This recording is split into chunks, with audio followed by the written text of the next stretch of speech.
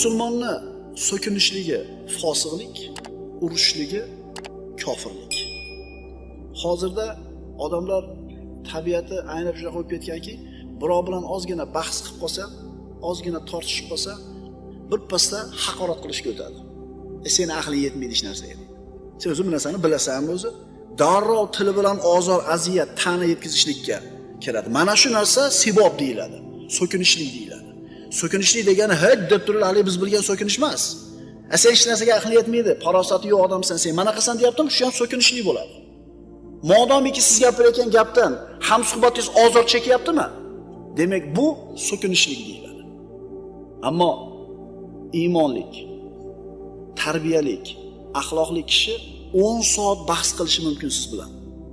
Lekin biron marta sizni dilingizni og'ritadigan so'zni gapirmaydi. Birodarlar, bunaqa odobni qayerdan olamiz? Albatta